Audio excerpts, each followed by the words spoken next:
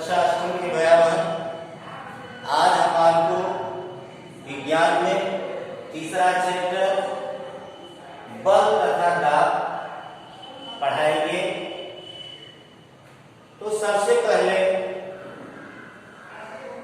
आपको बल के बारे में बताया जाए। तो पिछली कक्षा में भी आपने बल के बारे में कुछ पढ़ा है।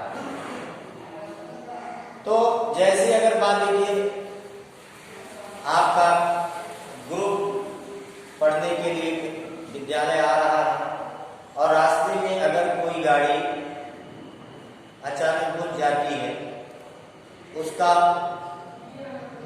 स्टार्टिंग प्लग काम नहीं कर रहा है, तो ड्राइवर आपसे कहता है कि बाबू जरा धक्का लगा दो गाड़ी में। तो आपके द्वारा वो धक्का जो लगता है गाड़ी में, तो गाड़ी स्टार्ट हो जाती है और वो चली जाती है।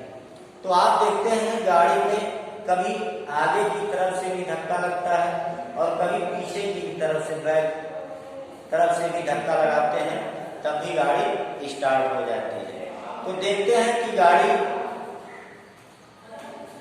में परिमाण तो है ही जो आप धक्का लगाते हैं, लेकिन गाड़ी आगे भी बढ़ रही है और पीछे भी बढ़ रही है, मतलब कि इसमें दिशा भी है। तो जो परिणाम आपको मिला साथ साथ दिशा भी मिलता है। तो यहाँ पर ये पता चल रहा है कि जो बल हम लगाते हैं उसमें दिशा भी होता है, यानी बल के द्वारा आप दिशा में परिवर्तन भी कर सकते हैं।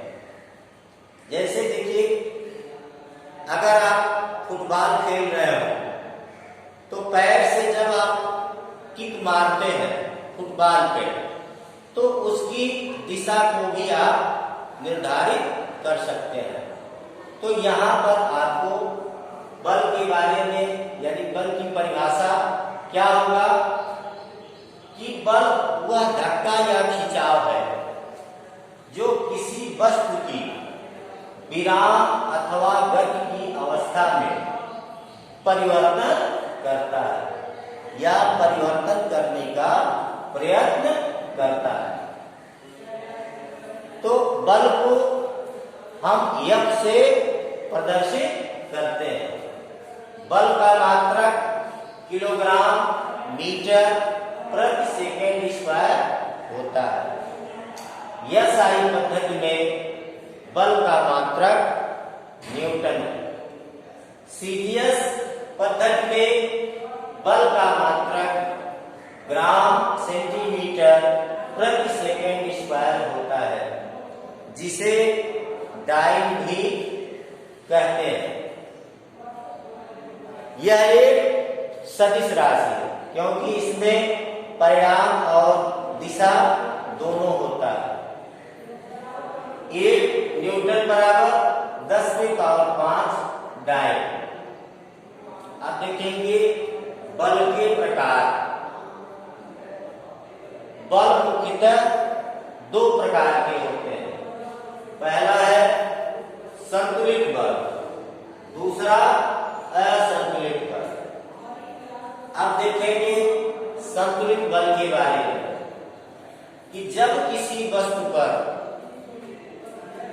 कई बल एक साथ कार्य कर रहे हैं तथा इनका परिणामी बल शून्य हो, तो उन बलों को संतुलित बल कहते हैं।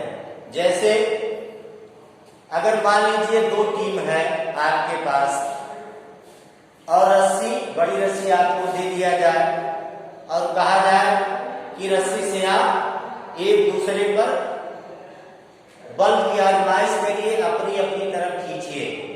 तो मान लीजिए अगर दोनों टीमें बराबर रहती हैं तो एक तरफ से जो टीम खींचती है दूसरी टीम खींचती है, तो पता चलता है कि दोनों एक दूसरे को खींच नहीं पाते हैं।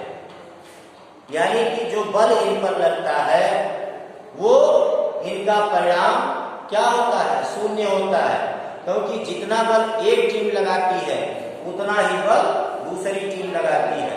तो यहां पर अगर परिणामी बल शून्य हो तो उसे हम क्या कहेंगे? संतुलित बल कहेंगे। उदाहरण के तौर पर आपको बता दिया गया कि अगर रस्साकशी के खेल में जो दो टीम रहेगी, एक दूसरे के ऊपर बल लगाएगी, लेकिन इनका परिणामी शून्य रहता है, और शून्य रहने की वजह से इस बल को क्या कहेंगे? संतुलित बल कहेंगे। दूसरा पॉइंट है असंतुलित बल। जब वस्तु पर लगे बलों का परिणामी बल शून्य न हो तो ऐसे बलों को असंतुलित बल कहते हैं। उदाहरण देखिए कि वही फिर से रस्साकशी का खेल है। अगर दो टीमें एक दूसरे पर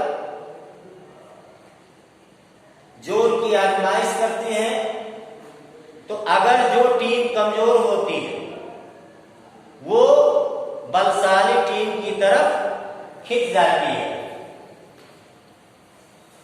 और इस अवस्था में जो परिणामी बल लगेगा वो क्या होगा? शून्य नहीं होगा। यानी जो प्रबल टीम रहेगी उसकी तरफ दुर्बल टीमें खिंच जाती है, और इस पर लगने वाला बल क्या कहलाएगा? असंतुलित बल कहलाएगा। आज यहीं तक रहेगा। अगर जो समझ में नहीं आया होगा उसको आप जरूर पूछिएगा। धन्यवाद।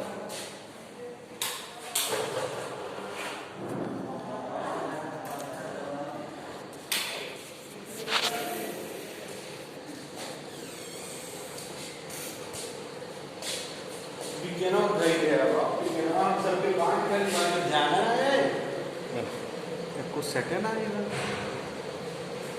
एक फोटो खींच लो भाई। बंद कैसे? इसका प्रिंट आउट निकलवा दीजिएगा। बंद हो गए? कहाँ बंद हो गए? कहाँ बंद हो गए? तो चलो तो बंद होता है यहाँ से कैसे करिए?